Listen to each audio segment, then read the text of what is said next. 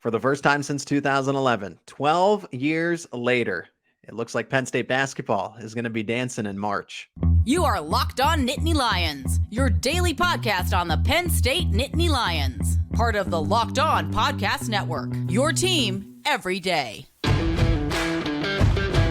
And thanks for making Locked On Nittany Lions your first listen every single day. We are free and available wherever you get your podcast. My name is Zach Sako, your host of Locked On Nittany Lions, joined once again by the man himself, Adam Sheetz, Penn State men's basketball insider, on another live episode of Locked On Nittany Lions. And Adam, we're in a similar case here again, as this is an exciting episode because not only did Penn State beat the freaking Maryland Terrapins, I can't stand them when it comes to basketball, but number two, I think they are definitely in the big dance, but that's why we bring you on as the expert to confirm or deny that. Jeez, I can't even speak today, but let's open it up with that before we recap the game itself. 65-64, but with this win over Maryland, is Penn State officially in the NCAA tournament?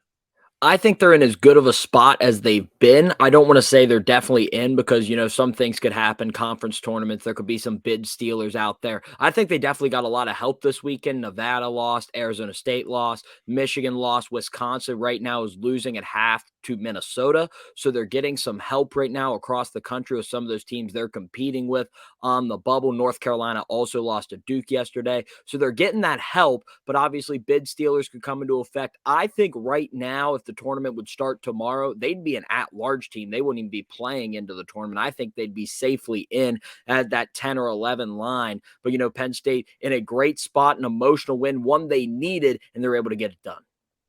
And Penn State, at least when you look at Joe Lunardi and what he had to say, that he's ESPN bracketologist, and then you have Mike DeCourcy, who does that for Fox Sports, Big Ten Network.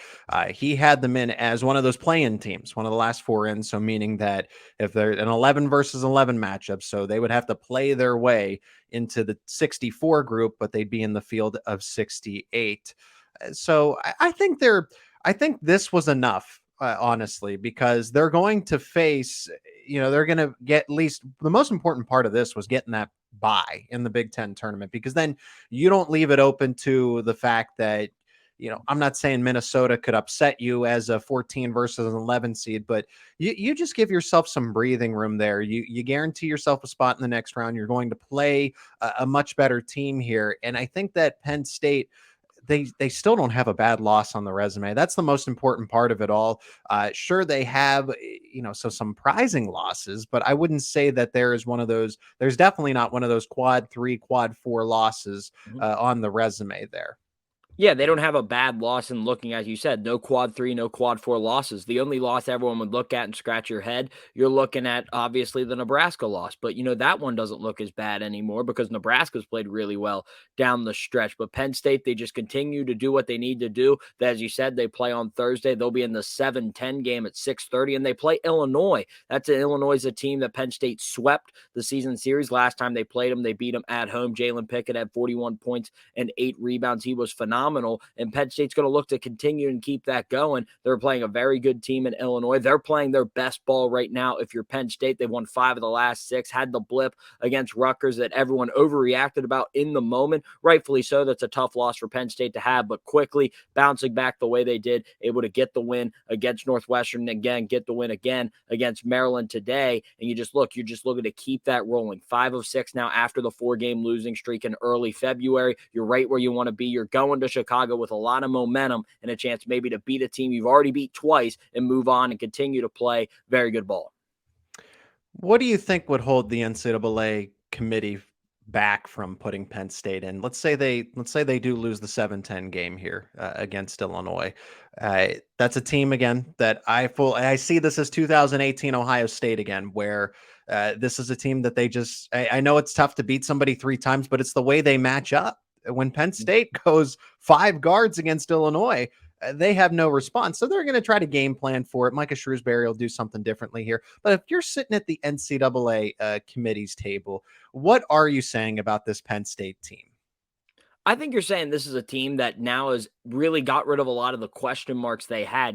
They questioned, could they beat a team with big guys? Well, they've proven they can beat a team with great big guys. Julian Reese is a really good big guy for Maryland, and Penn State was able to knock them off. So they proved that. The question was, they can't win away from the Bryce Jordan Center. Well, they've won their last 3 road games, so they're proving they can win on the road. They have 4 road wins in conference, and they're answering all those questions. They won some games where they haven't had great shooting days from behind the arc. They're finding different ways to win. I think those are the questions they're answering. I think the thing that you kind of alluded to, what would keep them out, I think if they would lose that game to Illinois, and then maybe you see a Wisconsin win a couple games in Chicago, Michigan make a run, North Carolina go through the ACC tournament and make a big run in the ACC. Those teams that are on the bubble, they're competing against Arizona State. If they would make runs in their conference tournament, you might just look at the committee saying, well, we just watched all these teams this weekend. Penn State lost, and these teams made runs. I think that's something that may be able to hold this Penn State team out. But I think right now with an All-American and Jalen Pickett and the way they are playing, I think it is hard to keep this team out with the resume they have.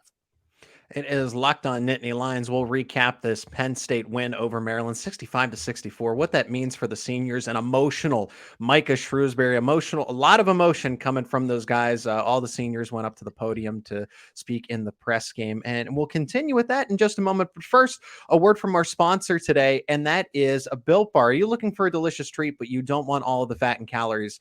Then you've got to try a Built Bar. I know my goal is to eat healthier in 2023, but if you're like me and you want to eat healthier, you don't want to compromise all the taste, then you've got to try a Built Bar. With Built, healthy is actually tasty. Seriously, they're so delicious, you won't think they're good for you. What makes Built Bars so good? Well, for starters, they're covered in 100% real chocolate. That is right, real chocolate. And they come in unbelievably tasty flavors like churro, peanut butter brownie, and coconut almond. I'm not sure how Built does it. I'm really not, but these bars taste like a candy bar while maintaining amazing macros, and they are healthy. 130 calories, only 4 grams of sugar, and a whopping 17 grams of protein. And now you don't need to wait around to get yourself a box. For years, we've been talking about going to Built. Get your Built Bars at Built.com, and now you can get them at your local Walmart or Sam's Club. So run on into your nearest Walmart today, walk over to the pharmacy section, and grab yourself a box of Built Bars. You can pick up a 4-bar box of cookies and cream, double chocolate, or coconut puffs. And if you're by a Sam's Club, run in, grab a 13-bar box of hit flavors like brownie batter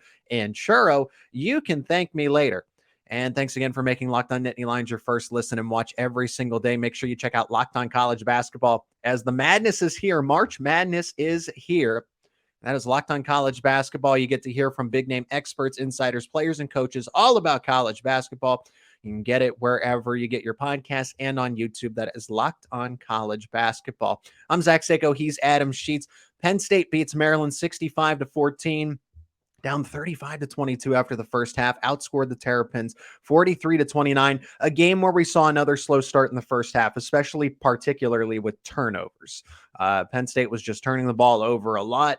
Maryland is a team that really struggles on the road, but it seemed from a shooting standpoint, because they had 7 threes in the first half, that they seem to have almost overcome that. But there were some upset Maryland fans at the game, and I'm like, you didn't have anything to lose. Now, certainly you wanted to guarantee that double bye, but Maryland's in the tournament, okay? Penn State had so much more to play for here. But what went wrong for the Nittany Lions, Adam, in the first half, where, and even honestly, until 6 minutes to go, I felt like Penn State was out of this game?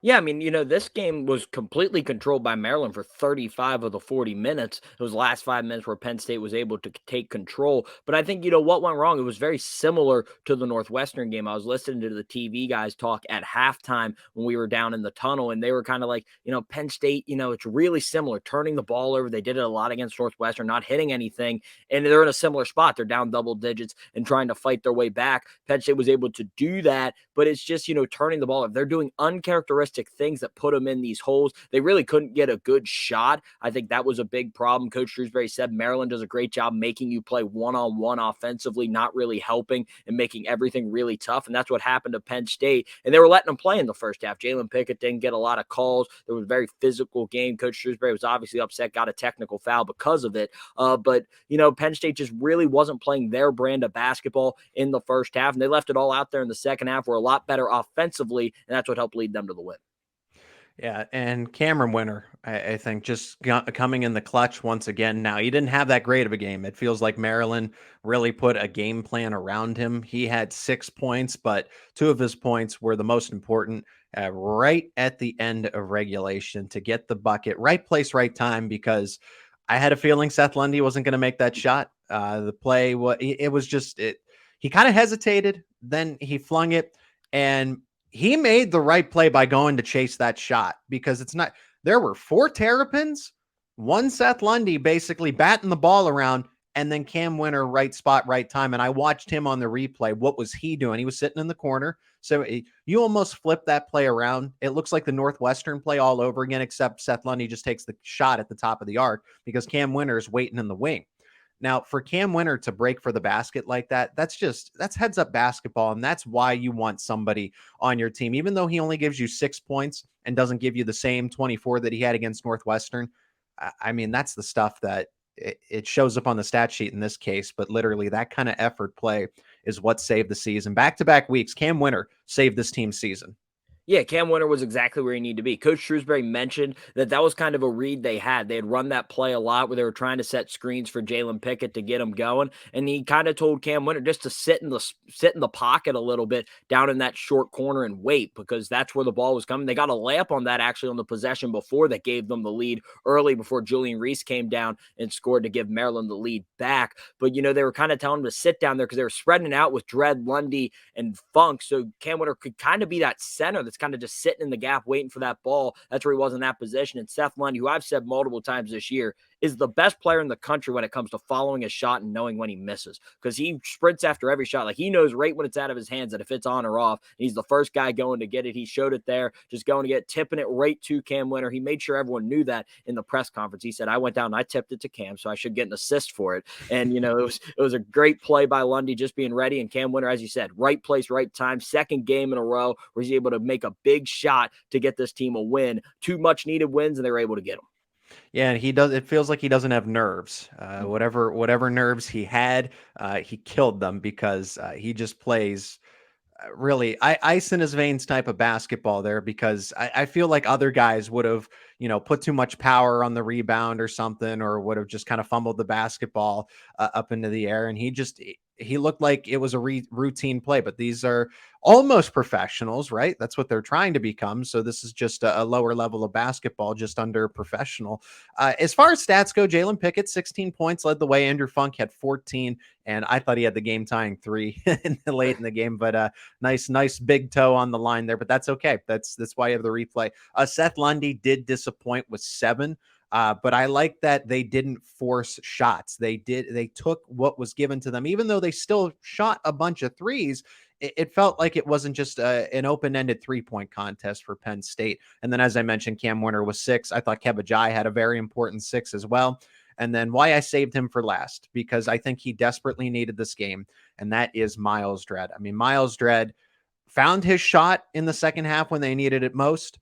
11 points, 24 minutes. Great defense. I think that's the most important part. Miles Dredd doesn't move because he's he's 6'4", and they're saying, go play the 5, go play a 6'10" Reese. And Miles Dredd is a cinder block. Reese could not move him, even though he's like, oh, he's too small. I'm bigger than him because he made an acrobatic turnaround shot. I'm like, okay, you can't play any better defense than that. But Reese, don't tell me that you were the one getting bodied by a 6'4" guard. So what kind of performance did Miles Dredd to help send Penn State? Again, I can't say guaranteed into the NCAA tournament, but they boosted the resume so much more than what it was. Yeah, I mean, there was not a guy walking on that court today that I wanted to play well more than Miles Dredd just because of everything he's given to Penn State. He's played there 5 years. He's never wavered. He committed when he was 16 years old. He's never wavered on Penn State, was saying no matter what. He was one of the players. He never entered the transfer portal when they had the coaching changes. He was always locked in to this Penn State team. He was never leaving. He loves Penn State, and he showed that in his senior day performances last game inside the Bryce Jordan Center, 11 points. As you mentioned, great defense. They asked him to to do so much, playing the 5 at 6'4", banging with all these big guys in the land of the Giants in the Big Ten. So many great bigs in this conference. They put so much pressure on him, and he has answered every question. He had not scored more than 3 points in a game since the Maryland game on February 11th. Answers back with 11 again today against Maryland. So he's played really well against the Terps, and he was just so important, knocked down big shots, all his points coming in the second half. Had a great cut for a layup, which you don't see a lot from Miles Dredd, moving without the ball and getting a 2. He just did everything so well, had 3 assists. You couldn't expect more from Miles Dredd, and he just answered the bell every time they asked upon him. More plays than Broadway, Micah Shrewsbury. Thank you, John Rothstein. And he seems to be convinced that they're in as well, college basketball reporter. But as we move into our final segment, we're going to project this Big Ten tournament a little bit because some people don't think they're safe. Some people still think Penn State needs 1, maybe even 2+ wins in the Big Ten tournament. They're 19-12 overall. They're 500 in the Big Ten. But before we get to how they'll do in the Big Ten tournament, and you and I again answered at the top of the show, if Penn State is in the big dance. I think they are. You think they are. But the emotion that the senior group had, Micah Shrewsbury in tears of joy, because he knows how hard this group worked, even though this group, at least like the Jalen Pickett, Miles Dredd, because Micah Shrewsbury's only been there for 2 years, he wanted so much for this group. And it's like a father seeing his sons succeed in a way. So even though they've only been together collectively for 2 years, it feels like they played for him for 4 or 5. So what can you say after you listening to his press conference and seeing it on full display from Micah Shrewsbury, what that meant for him and the coaching staff to see this group succeed like that?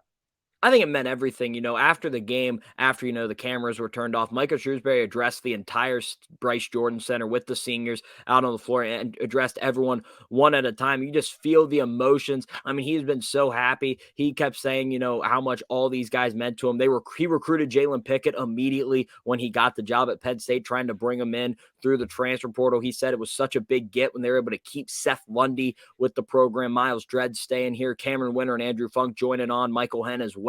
Just all those guys coming in. Ishan Jigiasi, who's one of the bench players, said there's not a better teammate on the roster. He's just such a positive guy and helps this team so much in practice and cheering him on from the sidelines. So, just everyone on this team, you could tell Micah Shrewsbury really benefited from a lot of them. He's benefited from them as much as they have from him. Obviously he talked about the promise, him and Seth Lundy. We've talked about that a lot when he decided to stay with Penn State, about how he was going to turn him into the player that he really had the potential to be. And I think Seth Lundy's answered that bell. Just so much comes from all these guys. They're the most veteran team, according to Ken Pom. They have that experience, and they really showed that over down the stretch. They've had a lot of tough losses that, some young teams in the country that might just fold the season. This team has stayed the course, done everything they're asked to, and now, as we said, they're on the verge of making the NCAA tournament for the first time since 2011. Yeah, on the verge. One more win would definitely, there's no way the committee can keep them out. So, and I think Penn State understands that, but it's not so much of a do or die. And when you speak to people, especially, like Steve Jones, who covers this team, calls the games, and then people who are bracketologists, they said that ideally you wanted Penn State to win 5 games in a row to finish the regular season. That's the way they back themselves in the door and into a corner here. And true, a fight or flight mentality, and they fought. They almost won 5 in a row. But the mulligan happened to be Rutgers. I thought the mulligan would be Northwestern because that's a road game that's a little tougher. But I thought they would win 4 out of 5 down the stretch here. And here they are in the Big Ten tournament. They get that 10th seed. They get that bye. We're going to see a rematch of Wisconsin and Minnesota as the 11 and 14. And Penn State is going to play Illinois for the 3rd time. So, Adam, we've seen Penn State do it before, but it was under a different regime. It was under Coach Chambers. So, and obviously different players. But to beat a team 3 times in a season when it comes to basketball, and honestly, when it comes to NFL football, just how difficult is that? I think it's extremely hard because that each other so well by this point. You have 2 games of film on each other. Illinois is going to know how Penn State's going to attack them. And then there's that mentality of you got to try to motivate this Penn State team to get up and get ready to play this game. Obviously, Penn State's going to be motivated, but it's just, that, confidence coming in. Penn State's going to have that confidence. We beat this team twice, but Illinois playing with the backs against their wall. They're going to think we have nothing to lose. We're going to go out here and just play real loose and just ready to go. You got to expect a very motivated Illinois team who fought really hard against Purdue today. I don't know how many people were able to watch that game, but Illinois played really hard, got down really early to Purdue, fought their way back, ended up losing by 5 in West Lafayette. But, this is a team that just competes. They're going to fight. I expect it to be a very close game between Penn State and Illinois. I think they have the tools to beat Illinois again. I think you just look at the 2 games they played. Penn State controlled those games, never trailed in the game in the Bryce Jordan Center, dominated out in Illinois, winning by 15. So, you beat them by double digits both times. You've dominated the way the game is played. So Illinois is going to have to find a way to change that. But I think Penn State's got to feel good heading to Chicago. It's going to be a virtual home game for Illinois. Got to think they're going to have a lot of fans there playing in Chicago, but Penn State's got to feel confident in that one. Yeah, it'll be a neutral site, and it'll be, as far as I'm concerned, another quad 1 victory if they're able to do that. Top 50 on a neutral court. And then the because we're doing this live, so not everything's set in stone, as there still are Big Ten teams playing, and then I know people will watch or listen to this back later. But the standings were so close. So many teams were going into today, 11-8 in the Big Ten, and they're all kind of sorting itself out now. We know that Purdue's the number 1 seed, and they're going to get that double bye. Indiana did pick up an overtime win against Michigan, so Michigan was almost slotted in to get the number 2 seed. Maryland was trying to play for that double bye as well, and it seems like the way it's sorting itself out is it's going to be Purdue, Indiana, Northwestern, and Michigan State. Again, Purdue is secured, and then as far as tiebreakers go, Indiana, Northwestern, Michigan State could all really interchange here. If you're Penn State, what's the easiest and then what's the toughest opponent you could face if you get past Illinois? I don't really know if there's an easy opponent. It's not going to be Michigan State. Michigan State cannot get the 2 due to the game that was canceled against Minnesota. So they're kind of back behind just because of the amount of games they're going to play. If Northwestern ends up holding on and beating Rutgers, it will be Northwestern at the 2, which will be who Penn State's winning to play against. If not, it'll be Indiana. I think Penn State's got to feel confident against both of them. I think right now you'd rather play Northwestern because you just played them and you beat them on their home floor. Got to feel good about that. Indiana is a very different team than the team Penn State played back in the middle of January when they won by 19. So I think you look at the scores, you're like, oh, Penn State wants to play Indiana again because the way they dominated that game. I think that's a game you want to stay away from because Trace Jackson Davis and his ability to take over. Jalen Hood-Schifino is the best freshman in the Big Ten. He's been phenomenal, especially as of late. They were to pull out an emotional win over Michigan today. So I think you'd rather play Northwestern just because you just beat them. You know what to expect. And I think they match up stylistically better with Northwestern than Indiana. But obviously the goal is going to beat Illinois. But if Northwestern can hold on, beat Rutgers, and sit in that 2 spot, I think Penn State's going to be very confident with the road they'd have ahead in Chicago. Yeah, I think if they end up matching up with Indiana, whether that's in the 3rd round of the Big Ten tournament or just at any point, Indiana's a much better team. When they were fully healthy, and that includes everybody from Trace Jackson Davis and Xavier Johnson and all those guys, Indiana's got to feel good because they were one of the at least early favorites, at least in the contention to go to the Final Four and even contend for a national title, if you can believe that. So since this team is back to almost, I want to say like 90%, 95%, because Xavier Johnson still isn't in the fold as well. But Trace Jackson Davis is obviously much better. Jalen Hood, Schifino, and really they're getting the most out of those talented guys, and they're back in the top 15 again. So Northwestern, since they are out of the top 25, that would be a much more favorable matchup here for Penn State if they happen to get past Illinois. And I like to think that they would. So NCAA tournament, let me know in the comments section if you think they are guaranteed in or if they need some more help on the resume. But thanks again for making Locked On Nittany Lions your first listen and watch every single day. Make sure you check out Locked On College Basketball. Everything you need to know about college basketball in one place. Plus, you get to hear from big name experts, insiders, players, and coaches. That is Locked On College college basketball, available on YouTube and wherever you get your podcasts. Adam, before I let you go, where can people keep up with your work? You got to call the game between Penn State and Maryland. That was probably one of the coolest opportunities that you've had. But where can people follow you as March Madness gets a little mad here? At Sheetz Adam on Twitter, where hopefully we'll be talking about this Penn State team in the NCAA tournament. All right, Adam, thanks so much for your time again. As always, can't wait for our next conversation as Penn State is going to play that Fighting Illini team, and then we'll see what that ultimately does and where the NCAA committee places them in the big dance. Adam, it's always a pleasure. Thank you. Yep, thanks, Zach. Always a fun time.